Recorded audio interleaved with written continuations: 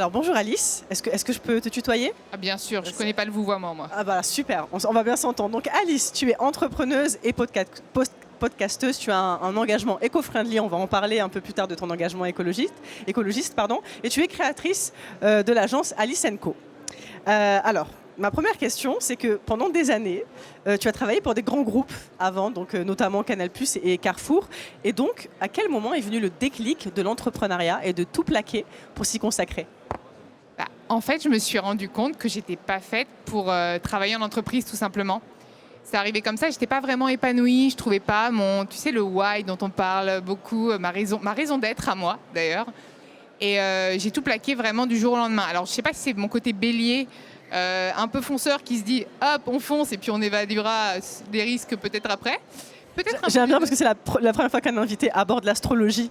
On va parler astro. On n'en parle pas assez d'astrologie. donc c'est intéressant. Ça me caractérise bien mon signe. Je suis assez fonceuse et puis du jour au lendemain, je dis non, c'est plus pour moi.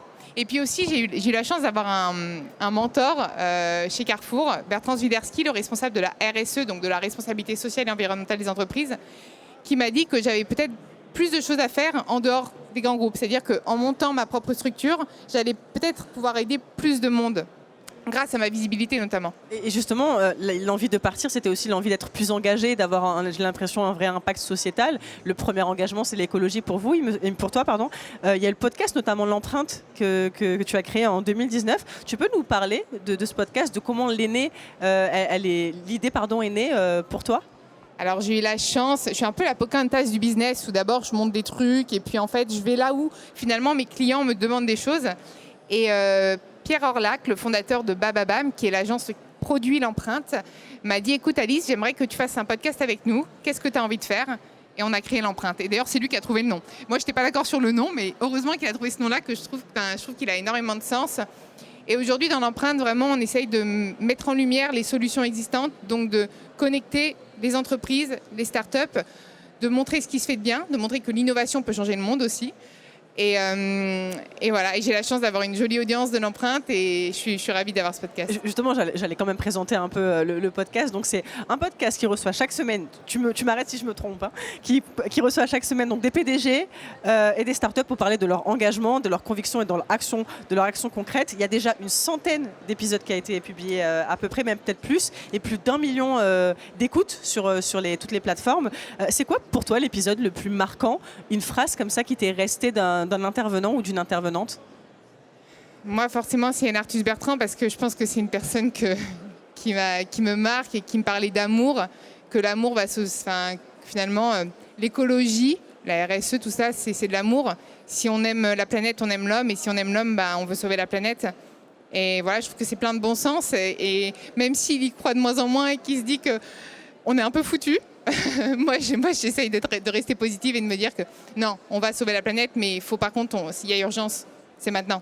Et tout ce cheminement, justement, tout ton engagement t'a mené à créer Alice & Co. Je te laisse toi-même présenter le projet et les objectifs que tu t'es fixés. Initialement, Alice & Co, c'était surtout sur du digital, puisque c'était là où étaient mes compétences. Et quand on monte une structure, on se dit d'abord, on va vendre, il faut quand même qu'on se rentabilise.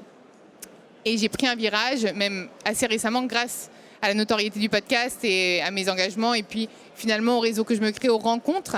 Aujourd'hui, je ne propose plus que de l'accompagnement en RSE pour entreprises, même je fais de la sensibilisation, j'anime des conférences et je vais bientôt être une fresqueuse, comme on dit, je vais me former à la fresque du climat pour pouvoir sensibiliser en entreprise, en école, etc.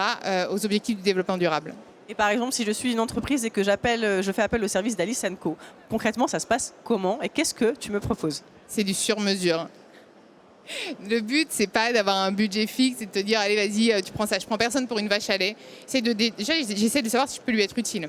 Comment? Souvent, on passe par la redéfinition d'une raison d'être. On parle beaucoup de cette raison d'être. Et puis, en fait, c'est sympa aussi pour les entreprises de définir une raison d'être, mais comment les salariés vont se l'approprier? En fait, c'est un accompagnement à 360 en fonction de leur budget aussi. Donc, les aider à accomplir leur objectif RSE, en fait. Exactement. Et parfois, c'est simplement intervenir régulièrement en entreprise, connecter les gens sur ces sujets-là. Voilà. Et pour toi, c'est important de continuer de faire Alix & Co et tous tes autres projets en gardant cette notion d'engagement. On sent que c'est très présent chez toi pour l'environnement ou pour autre chose. Pour toi, maintenant, c'est la clé, le why. Maintenant, tu ne veux plus le quitter, j'ai l'impression. Mon why, c'est aussi la liberté. Liberté de choisir qui j'ai envie d'accompagner. Liberté d'utiliser mon temps parce que je pense que c'est ce qu'on a de plus précieux, c'est son temps. Et de l'utiliser pour ce why, justement. Et moi, c'est si je peux contribuer à ma petite échelle à mettre en lumière ce qui se fait de bien pour pouvoir accélérer cette transition écologique, énergétique des entreprises, je serais heureuse. Le pari serait gagné. Et c'est quoi les objectifs, les ambitions pour tes projets, aussi bien pour Alix & Co que pour les autres projets que tu as envie de monter? C'est quoi tes objectifs? Neutralité carbone 2050. C'est un objectif assez important. Non, c'est parce que c'est beaucoup les objectifs en ce moment des entreprises. Je sais pas, continuer à m'éclater, continuer à pouvoir...